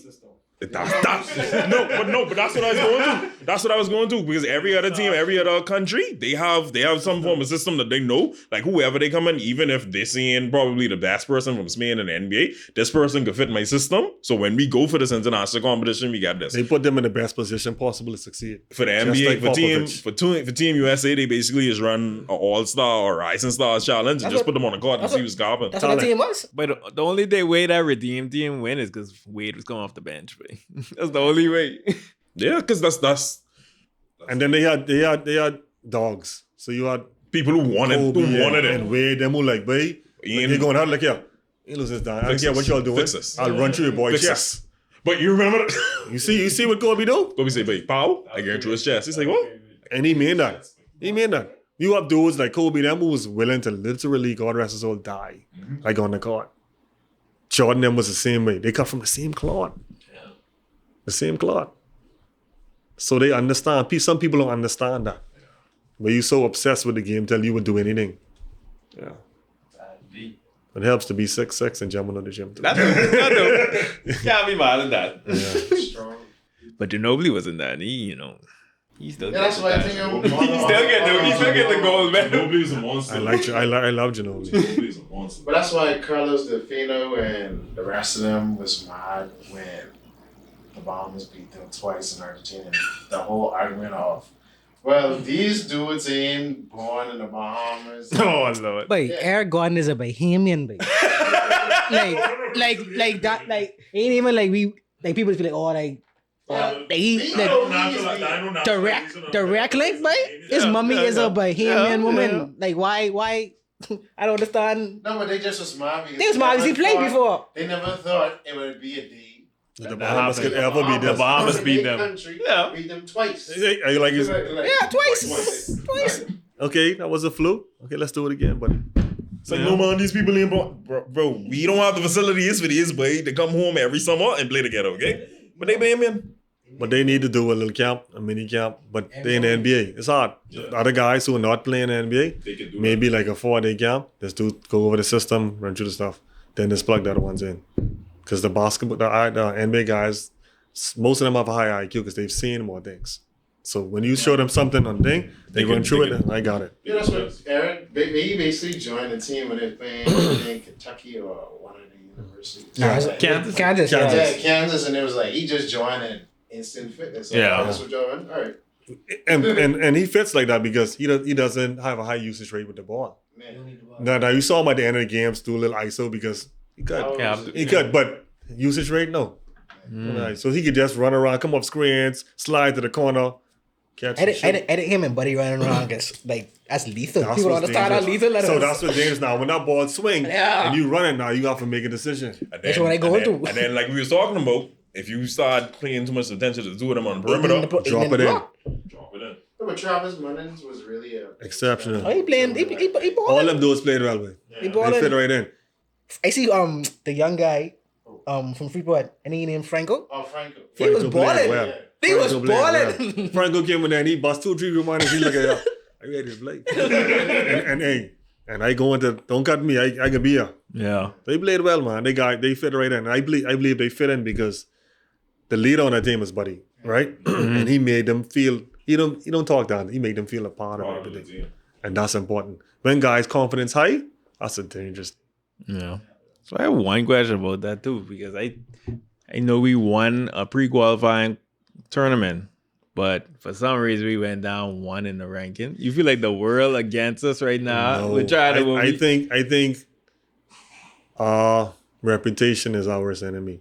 We not known as a basketball nation, so like y'all win that, but they ain't believe in y'all yet. Yeah, and y'all ain't playing nothing. Y'all ain't playing nothing since. So let's just. Okay. Yeah, I can take that. So think about some teams in the NFL that's 2-0. You might make someone Some top fake 10. 2-0 teams. Yeah. So you like, hey, y'all beat them, but who Argentina got this year? So now we got to go prove ourselves again. Yeah. And that's okay. We put ourselves in this position where we have to win out. We have to win out. Yeah. I tell people that we can't lose in that tournament, you know. We have to win out. That's what it is. But I think we started something. We started a movement, and I think it's good to see that people are actually, taking their country serious and willing to risk some things for their country because that's what it is for them. Yeah. Because when they come and play in the summer, the NBA teams like that's at your own risk. Yeah. What was oh Lord, the international baseball one where your boy tears ACL. Oh, Edwin Diaz. And he's talking about, and it's like, why would you go and play? And they were straight up like, this is my country. This is what This is what I grew up for, but like this is what I do. I mean, yeah, I want to make it to the MLB and make millions, but I want to play for my country. I mean, like we always say, but like only Americans really don't take it serious. That's why Lyle said that thing. That's why he said the thing. So you even the world championship. Yeah. I mean, he was correct though. Yeah. He was 100% correct. He was. That's like how he said. Yeah. he was I right. mean, he rubbed him the wrong way, but No, but him saying that makes it more fun because it was in someone who was Non-American. it was an American talking about other Americans. That's what's like. Okay. And then everybody was one just of us? like, okay, one of y'all said that. We didn't Who- say it. Y'all said it. We agree with him, but we didn't say it. Who responded first? Basketball NBA players. players. NBA players. Who was the first NBA player who always responded to every damn tweet? Oh, it's Bouquet. Oh, Was no, it? Katie? Kevin Durant. Every tweet. He loved Kevin the Durant internet, gotta but be the most sensitive superstar I ever see in this studio. yes, but I can tell you one He thing talented though. though. He kill I can tell you you. one thing though. Once you rub him the wrong way, he ain't gonna flick and put up 40. Easy. Yeah. Easy. That's what I like with him. He catch feelings, but he still come on the court. He ain't coming like Harden. I didn't catch So let feelings. me Two out flip of the script 17. now. Who's your favorite NBA player? All time. Favorite. Not who you think is the best. Who's your favorite? Who you say, wait, that's my favorite. My favorite on the wall. Well, I should hope so. Shock? Yeah, I like that. Sure. Yeah, because again, my head, I'm more of a football person, so NFL. But in terms of watching Shaq just dominate the paint and understanding that, hey, like, I may not be the best at shooting, I may not be the best at facilitating the ball, but I know what I could do, and I can do that well. I can do it to the best of my ability. And y'all get boomy, y'all can create rules, flicking, hawking, and everything against me. I still can dominate. I grew up watching Kobe and Shaq 3P. I think the first game I ever watched NBA, like I remember watching it, was I can't remember which game it was, but the 2000 finals, that same game of Shaq followed. and Kobe going crazy. And I think he do the like, y'all relax. I got this. That's the first game I ever watched time. From then I was a Kobe fan, right? When I go on back and I watch Shaq on Orlando, I was like, boy, what is this monster, boy? Like, what is this, bro? I think if we like if we saw Shaq, if we saw Orlando Shaq in this era, we'd be in problems. But The closest thing is Giannis, you know. But you saying Orlando Shaq, right? But I want you to look at what Shaq put up in those finals. Yeah, he's doing crazy, 40 and 20. 30 something plus again. So, but out of shape though. I mean, Out of shape. he wasn't out of shape then. He came in the season out of shape. Yeah, And that's why he always got injured. Yeah. And that's why Kobe used to be mad at him. Coming in the season. So, the first couple of games, Kobe got to play hard as hell. Because Shaq just walking through the... Chilling. having surgery late. All that. Kobe used to hate that too because he used to feel like, all right, You ain't I serious. get I'm Yeah. serious. Like I can He said that in the interview. Since you taking your break now, I can put my I can put a 40. next, and I can draw 40, but now I gotta pull back. Now you get in shape. That's why he always push out. So it's like, yeah, like I never actually hear someone say that though. Me Fair neither. player shot. Fair player shot. I like that. Fair player shot. I have to go LeBron, Dread. At first, I didn't like it. Was like, wait, why everybody hyping this fight up? But it was like, it's almost like his play style is something like I don't want to play. I just want like continuous flow. And I feel like that's why Greg Popovich was almost like, boy, this boy amazing. Because like if he was on the Spurs, they'd have win like 10 titles. And I can be honest with you, like, I like LeBron. I don't think he is the best ever. But No, I think he's but one of the best ever. And it's debatable. And I know why it's debatable, and I understand it. You know what I'm saying? If somebody said yes or no, I wouldn't be. Yeah, I still, you know what I'm saying? But I can tell you right now, basketball IQ, off the freaking charts. LeBron is one of the few Listen players to you me. could put him anywhere. Off the That's what I'm charts. saying. You could put him anywhere, drop him in any system on any team, Off and the it could work. charts. I talking about all. They ever Paul Pierce? Have you ever seen this? What Paul Pierce say? Which one? Say when LeBron gone to Miami, and they play them They start calling they players. every single play. Yeah, but I remember And they that. looking at him like, what This man doing? And they look at him and say, we can have a trouble tonight. Doc Rivers like we in trouble. Yeah. Yeah, I but said something like that recently where he was like in the 2020 final. Yeah, he said him and He was Rondo. saying, if Celtics win, okay, Rondo, you get Brad Stevens. If the Heat win, I guess you. Yeah, They yeah. got outcoached him. And guess what? That's another fellow who IQ off the charts. Rondo. I don't think people is really understand They how don't good he respect was. Rondo. They don't Right. they don't respect him. respect facilitators. But He you don't ever score. watch him come down and set up the whole offense and see what he do? Yeah, man. Oh, brilliant. Y'all remember that? He was Y'all remember brilliant. that series? I think he's on the Pelicans. I think it's like the 18 or something. When You he had see it. 80, Yeah. Cousins on the team. Yep. Boy, they was balling. And they said, no, I want you to, no, Huh? come there. He's setting up everything. I don't, but Balling. he watch the defense. He like, coach, no, we need to. Coach said, well, you want to go ahead. No, but that makes it easier for coach. Yeah. It makes it Yeah. easier for the coach because he might be seeing something completely different. That's true. Ain't much of them in the NBA no more. He's one of them. Yeah, He's ain't much one of them no more. One of my coworkers told me the other day, say, "Wait, I think we seeing another LeBron." But you will see clones because why I like LeBron. I mean, the way the game played through though. Why I like LeBron is my favorite player because I remember like playing like NBA Live back in there. When you could create your own play, you always get this big guard that could do everything. Yeah. So, like that 6'9" thing. And then when LeBron came, a lot of people copied that template of being this big forward. Mm. But I got guard light skills, so then things became positionless to where you need killer wings. So Yeah. you got the Paul Georges and the Kawhi Leonards and the Luka Doncic come back to where it's like, okay, it's a big forward, but I can play point guard and dictate the whole thing. And obviously Magic. Yeah, Magic was. popular, Yeah. and you had the Penny Hardaway's come along. So Oh, like Benny used to be my boy, Yeah. man. Penny 6'7", and it's like, oh yeah, he could play. He was robbed, the one Penny, or bro. two. He was Yep. robbed. Injuries. Yeah, or like you have Grant Hill too. Tracy think- McGrady. I think we can find. I think we can Listen to see. me. I think we can see someone who's like play style wise as LeBron. We can see that. We can see that again. We can see a big. You see Tracy McGrady? Yeah, Tracy McGrady was crazy. 6'8". Yeah, Shoot Paul over you. George basically is. Paul George is a next almost. I don't want to say. He's a less athletic. Tracy Yeah, McGrady. I don't want to say he is a problematic as Kyrie, but Paul George is a next guy. Skill level off the charts, but he don't be there.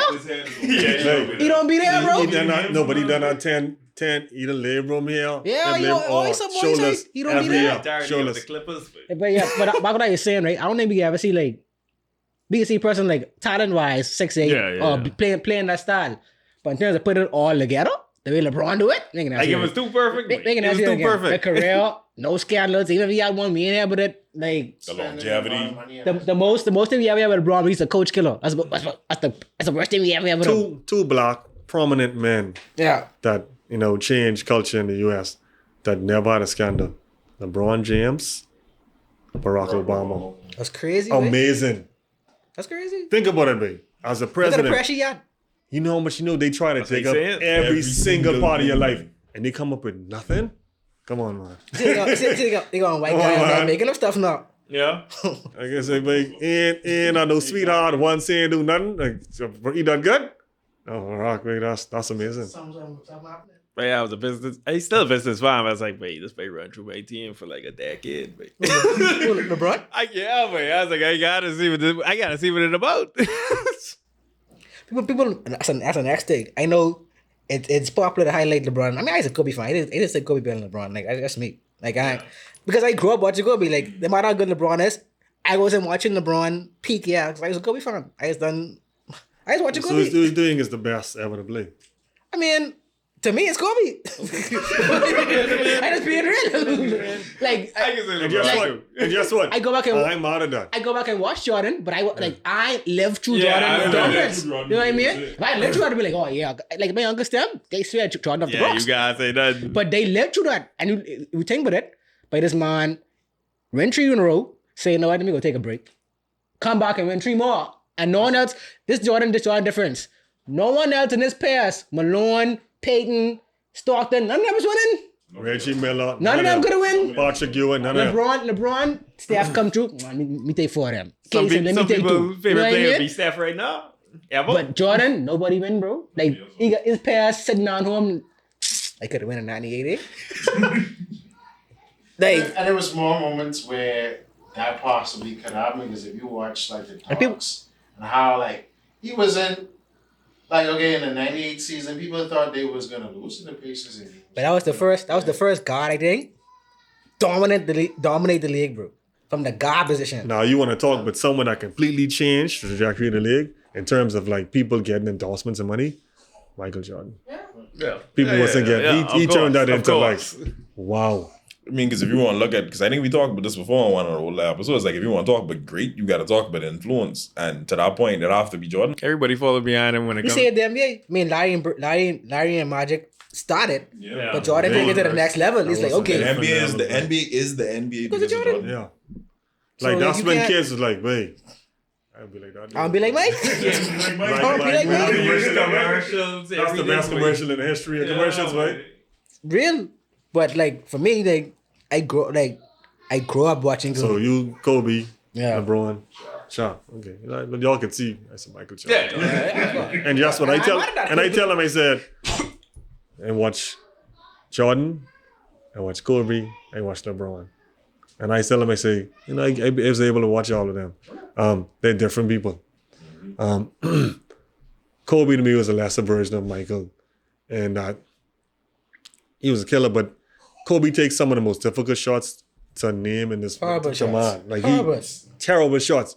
But he's also a great horrible shot maker. Yeah, that's getting. That's true. Yeah, but he takes horrible shots. Michael Jordan did that when he first came in the league. Then he noticed he was like boom, boom to the spot, boom, boom to Yeah. the spot, boom, boom to the hole. So we figured out a way to be more efficient. You see what I'm saying? And I think Kobe that's like, frig it. If I gotta That's do this, I Kobe. gotta do this. You know what I'm saying? It's Kobe, bro. 100%. I see watching the games like, babe, what type of shot that is? What you And then, doing? and then the knock on Kobe, which isn't a knock because he couldn't control who was on his team, was that he had Shaq for the first 3 championships. And if Shaq dropping 30 and 50 rebounds, So you that's can't be 30 and Kobe. 50 rebounds. I mean, But it's like people just forget still. Shaq was doing that, and Kobe still was coming with No. 28, 10. no, we ain't knocking with No, Kobe. no, Joe. I mean, like in general, they be like, oh, So they'd say He get Kobe carried. didn't Kobe didn't. No, he didn't get carried. He But didn't get carried. he ain't carried the team. But the thing is, Shaq carried the but to that point, right? Hey. Why people in, and this is something I bring up to LeBron fans, like, I will preface this. I am an NFL man primarily. But the team that Jordan had with Pippen and Rodman to go against the bad boys back in the day, like, why ain't nobody giving Jordan that kind of flack? Because who else was really in the league besides that group? Like in terms of like the original kind of super team. In terms of like stocking what the Bulls had.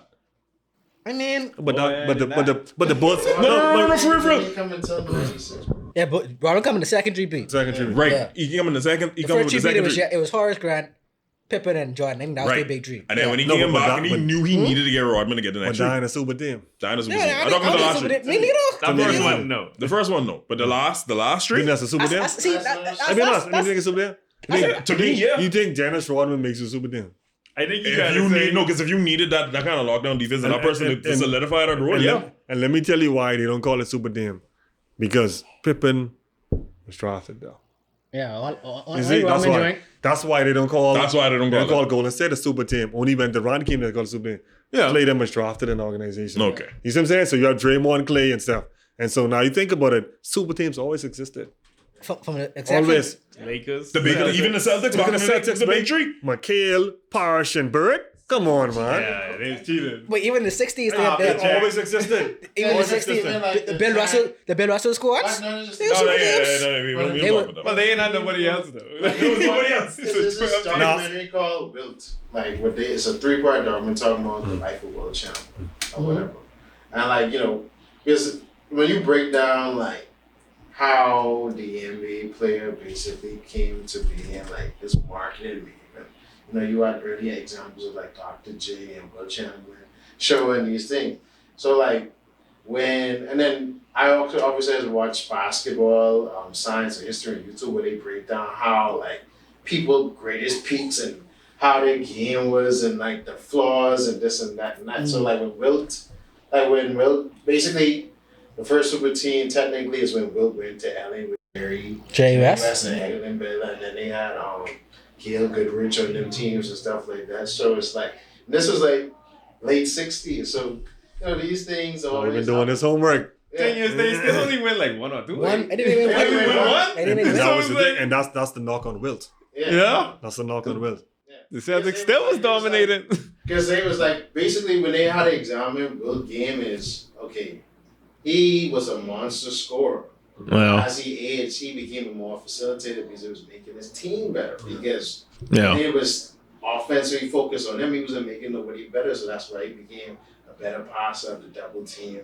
And then when he played with Jerry, then you get hog the ball in the lane when you got All the Jerry guys West and scores. Embiid running around. You You got guys scores. pick your points and make the offensive flow. So it's like analyzing these different things. But yeah, super teams always example. You like Always Kareem and Oscar. Oscar forced his way out of I think it was the Kansas City Royals or whatever his team was. He going from that to go to Milwaukee. And you already know what Kareem was. Yeah. It's many examples when Earl Pearl gone to New York for their 73 team. They played with Clyde Frazier. Yep. Willis Reed and these two. Guess who's on that 73 team? Phil Jackson, eh? Phil Jackson. Oh, yeah. Phil Jackson. Yeah. So it's like, these things and people play a role. Yeah. But now it's more, I guess, because Let's be real. LeBron. They make No. I guess I know It's playing empowerment, right? So like Yeah. now you guys are kind of literally forcing your way out of it, but not literally forcing. Oh, but I see saying, what you're saying. Man, look here, man, I can't do It's this. a player and we can't do thing. this, and that's what we can do. So not the problem is the league don't like it. Yeah, of The course. league don't like when they don't have control. Yeah. You see? And so people, I want him to stay in Cleveland until he die and blah, blah, blah, blah. Yeah, because as a fan, you want that. But the league caused that though. They're the one who make the Right. give all the superstars the power. But I tell someone, if you making $10,000 and someone say, look here, man, I want you to come to this job here and give you your own office. We can give you $200,000 and we can do this. What the hell are you going? Live? Yeah, I go on. Okay. So that's what it is for them. It's a better job. Yeah. It's a better job. So as fans, Leave it, be attached to the, it's emotional for us. Oh, he's so they ain't serious, he ain't get no ball, see this, da, da. LeBron saying, they in LA, boy. In LA. My family. My family like LA. I love LA. The weather nicer. I didn't tell Ah, people all the Our time. life was You never been to LA? Yeah. Why I stay LA is in- nice. Why is they in LA is Cleveland? nice, Hey, bro. hey, if you go to LA, you can see why LA. Oh, Cali feel good. Cali It nice. feels different Just the out there, real atmosphere. talk. It don't even be too hot, man. It's be No, like just cool. like you I could get You feel like you in a movie, you go LA. You feel like you in a movie, bro. That's nice. Like you gotta be real. That's nice. Am I living in Cleveland? But in terms of what you're talking about who Jordan played against now, if you go back and look at the 80s and 90s, 80s. no, but I mean like you got all of you gone through a lot of Hall of Famers to even get to the championship. Yeah. I can be honest with you. And they ain't got I no don't know rings. if LeBron had to go through that in the East. Let's be real. You see what I'm saying? Now he played some ballers in the championship. I ain't like, be real. Yeah. So I mean, apples and oranges. You know what I'm saying? Yeah. Still true. I gotta blame Yeah. the East for that, way. Yeah, No, I mean, LeBron going to like 10 straight finals. but That's I wouldn't crazy. diminish what LeBron did because I mean, That's hard to do. it's, Right. I mean, like, and that's why, like, And I like a LeBron sympathizer, but I just don't like when people just bring up the whole super team argument, because if you have the power to do what's in your best availability and ability to put yourself and your team in a position to win, what why would Kevin you? Durant did was worth 10 times worse than LeBron Yeah. can ever do. 100% agree. But LeBron opened the door for that. Now I'm blaming LeBron because I agree with LeBron did. I would leave Cleveland too. Like, but you've been there for 2003 and 4 years. What 7 years? And the difference is with I play 7. 7 years. I carry a nigga named Bobby Gibson to the finals. Eric Snows may start shooting guard like in 7 years, And the bro. thing is, the difference between I think KD and LeBron. LeBron was lobbying for them to bring people to He was. Cleveland, He was trying. and it just ain't happened. Like he was trying. Nobody wants to go to Cleveland, bro. Nobody. He tried. And rough. And nobody, and then ownership was a little. Yeah, of course. And none of the teams LeBron going to was good at the time. But Well, LeBron's well, carrying. I can be honest too. LeBron's carrying. Miami, Miami have a system. They had a system. They had a no, system. yeah, great system. But I don't think Miami, did they make the playoffs that the year before? Yeah. They got No, they didn't. Eight They, because they Eight seeded. got 4-1. Oh yeah, it was terrible team. That's when Wade was like, bro, I ain't getting kicked out by the Celtics. So I that's blame when them they then. mashed them. And when they beat them the year after, they were celebrating all up in the stands, this and that. I blame him, man. So, like, But, you know, when KD was like, you joined a championship team, dog. And then 72-10, right? The ones who beat you. And they beat you, just cut your hip. That's wild. I'm mad at KD for leaving, you know. I'm mad where he gone. Yeah. He should, I agree, leave. Because Like, the dude, you can't beat me and then I come to you. I can't do that. I can't do that. I want to beat you. So, either I stay and I go, and just what? He took OKC, and they going, that's game 7? They going to game 7 in the conference finals. You there? you knocking on the I door, coming bro. back. You knocking on the door. You wasn't far away. You there. You in game 7 against them. no, he was up 3-1. Oh yeah. We're talking about the collapse. That's a collapse. So that means you wasn't just there. you clearly you could have dominated that team. Yeah. So that's what people were so hurt No about. Like, injury? wait, we think you better in this team, but you join them. That's why he had to leave. He wanted it easy, man. But he thought that when he went there was going to be his team, and you were the best player. But Steph was homegrown, and it will always be Steph to him, and Miami will always be Wade County. The thing is, it still could be bucket team in the Suns though. I don't think he can no more. I think he care for it. At this point. Okay. At this point. I don't know if the fans in love with Booker like how they was. Think so? Like Steph and them was I a know. different type Yeah, of love. I but never. Steph for and real. Wade them was a different type of love they have for them. Fair. I don't see the Suns enamored with him for real. You know why? Listen to what Steph did. Steph took them to championships and won. Wade They done won. championships that's and true. won. 06. That's a different connection. When you win, they love you for life. You can never do no wrong, you know. It was No their matter first if you one play. too, right? That was their first one we went for them. 06. First one. Yeah. Think about that. History. You see what I'm saying? Yeah. I feel So like that's never NBA fans ready to crown Right David now- Booker from Kentucky down. But right now they're looking at Booker and they're NBA saying, fans, "Hey, you no, need but help." You need help, not Arizona fans. That's what he's saying. Well, I wouldn't Yeah. necessarily you have to win. Because when I went to Boston, them niggas treated Jason. That's different. That's a racist type way. Like, They what? They treated Jason Tatum like he was Jesus. You know why? Because you and Paul Pierce wasn't around. Because Larry Bird wasn't around. Ray Allen wasn't around. You see what I'm saying? They need somebody. Boston love fans, them. they love But Paul Pierce, that's bro. a different love. When you win, that's a different love. You bring something to them. You put something up in them stands and rafters. That's what it is. That's a different love. Anytime you go someplace and win, you cement your legacy. No matter what happens. You might fall out of love, but sometimes they can bring you back. And them same fans, them be walking in and applaud for you. When you say that, remind me what Jermaine O'Neal post on Instagram a couple days ago. What? Not miles in the past. He mad because Buddy think he number. The Pacers get Buddy number 7 and he mad. Oh, you even get his number? You already win. Jermaine O'Neal.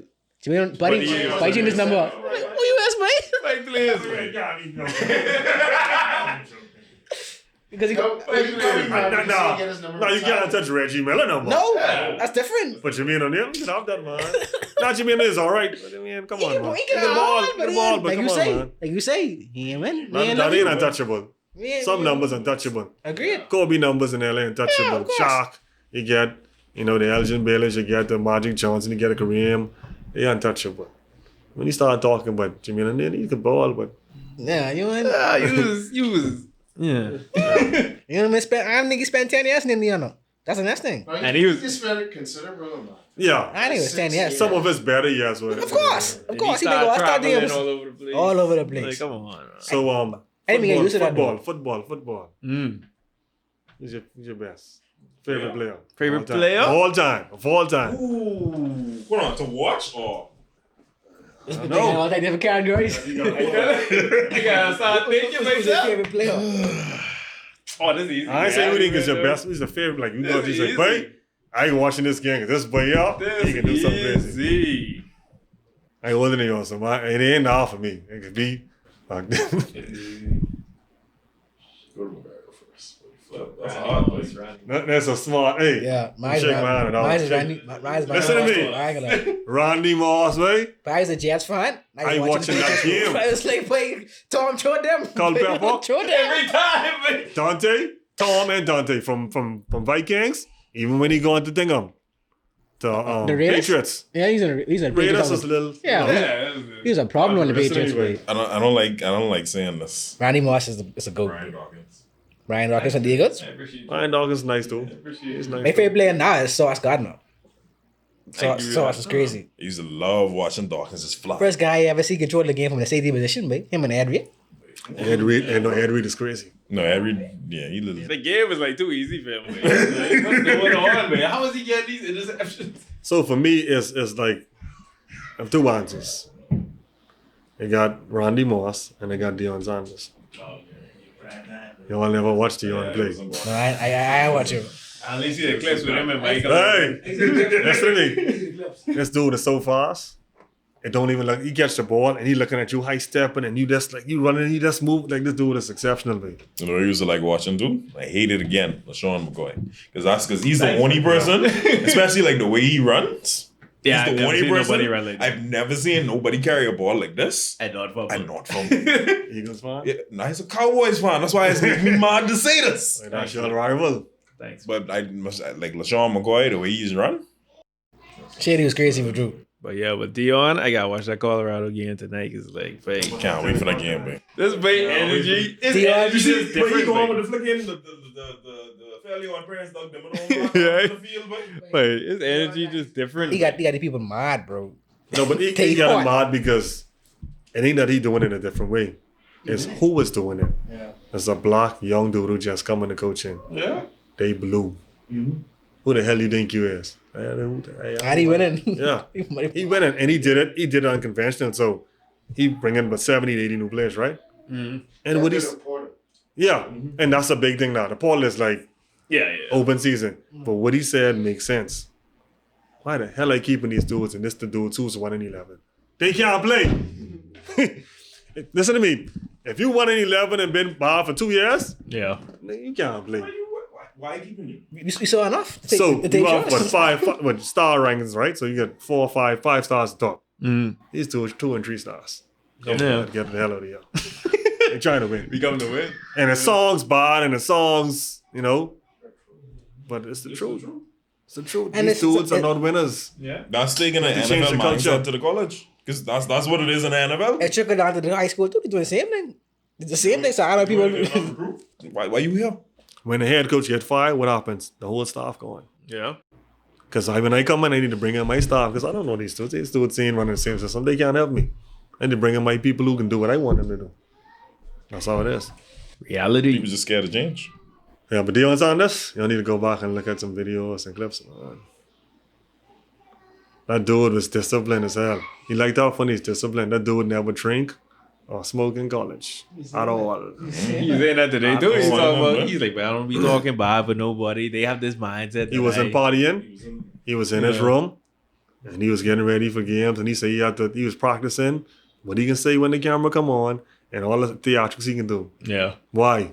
Is he ready? Is he ready? And Prime the thing time, is, eh? if you sacrifice and all that stuff off the field, when you come on the field, but this my time in the party, that's all I doing. But Prime also, time, bro. you You know, know, marketing. cornerbacks don't get paid a lot. What am I gonna do to get paid a lot? He kind of did set the market for them. What I can do to get paid a lot? Ain't nobody checking for no cornerbacks. So in order for me to get paid a lot, I gotta market myself. Who this dude is? I gotta come watch him. You gotta pay him. man. Ticket price going up just for Dion. Now you gotta pay him. So what you saying is the running backs need a personality to get them back on the market. The running backs getting a stigma right now because the past 10 years, They you need a know, personality, man. no man, they Lifespan, bro. It's the lifespan, is the shift in the league, and then two, they get bitten one too many times. We just finished talking about Melvin Gordon. Todd Gurley. Unfortunately, Zeke. Couple, yeah, like you just have to do is like you. what's the running back used to play for Charlotte? Not Charlotte. Carolina Carolina Panthers. Gaffrey? before McCaffrey. No, Caffrey Yeah, still there? McCaffrey. Ian it's San 49ers. Francisco now. And they trade him. Yeah. How was he doing now? He balling. Doing pretty good. He's the same player. He's ball You out. think he's the exact same player? He just get injured. You just don't get full. You just That's don't what I'm get full. trying to games from tell him. you. You just don't get it from him. That's the problem with running backs, and it's bad because that shouldn't be a reason not to pay someone because you're playing a violent game. Yeah. So you figure they need some money because I might get injured for Break life. up. Yeah. Attack him. And dudes just playing, they just playing plug and play with the running backs. And the problem is, like, you have running backs that are like really, really good, but they don't last. Yeah, they don't last. Because when you find someone you can ride, they can ride. See, because a prime example of When you find someone they can ride them, it's the usage. Honestly, it's really just the usage. Because when you get, and that's it's a Cowboys thing, right? So I remember back in the days, when my days, Emmitt Smith usage used to be through the roof. let me ask you a question though. He insane though. Why did Emmitt Smith, why did running backs back in the day lasted so long and now they don't? Think about it. It's two things. The talent on defense is a lot better than it used to be back in the day in terms of the physicality. But don't you think dudes are faster and stronger now on the offensive side though? No, I think the defense catching up to the offense. I think the offense used to, and don't forget, like the offense would always have the advantage because the defense reactionary. I think the defense is now catching up to the offense in terms of just pure athleticism. Because remember, defenders never usually get paid like that. So ain't nobody, the top athletes would always want to switch, even Dion when he's playing wide receiver too. Because like you say, you're trying to get your money, but now defenders getting paid. So now you have more athletes transitioning to that side, one. And then two, offensive lines ain't as good as they used to be. I was in dealing with that. Offensive lines Back ain't as then, good as they used they to be. pride yourself on the offensive line. That's one of the main things too. The offensive line is not good as they used to be. There, people don't spend as much money. Have trash O-lines. Ain't no much O-linemen. play O-line. O-linemen don't exist anymore, but I that's playing tight end with that. that's the main thing. Between the athleticism on defense, coupled with the fact that the O-lines ain't as good as they used to be, you ain't gonna have like dominant running backs. And then when you get a dominant running back, you giving them 300 plus touches a year. The only thing I put Wide against receivers don't get that. So in no other position getting that much usage. If you give a wide receiver, let's just say 15 catches a game for 3 seasons, the same thing would happen to the running backs got happen to the wide receiver. They can be done. They The can be only done thing before I 30. say about back in the day is defense had more free range. Like if I launching at your head every time, let's be real now. How did Emmitt Smith survive for real? No, people, and that's the funny thing with Emmitt Smith, people think Emmitt Smith was a power back. Emmitt Smith was elusive. I know. He used to avoid, the good running backs from back in the day, they're good at avoiding contact. Or they just as fast enough for you not to touch them. But I mean, even people like Terrell Davis used to play with Denver. Denver. Like these dudes, like they just last longer. I get what you're saying, right? But I don't know what it is, man. I don't know what it is. But even, and I I didn't honestly just, think. but I, I Be honestly think. systematic as well. I honestly think like the human body, the human system? I think the human body in general, in sports, I think it evolved too quick, but for like the body itself, because I Yeah. just was about to say, because 'Cause we- you could say that we- with running backs. we ain't never been as fast, as strong ever in So the the street. body ain't used to it. Yeah. Now I be getting into what I was trying to bring you all there without me saying it. Yeah. Because as much as people want to say it with the running backs, I still getting back to my point. You would see it with the running backs because of the usage, but everybody having all these weird soft tissue issues. Right. I ain't gonna lie. More And so, than- yeah, and so everybody. you learn in sports and biomechanics, right? The bigger the engine and the harder you run it and the more explosive it is, the bigger the injury. Julio Jones, prime example. The bigger the injury. That's a promise. That's a fact. And that's why LeBron is such a freak. So when you get these little...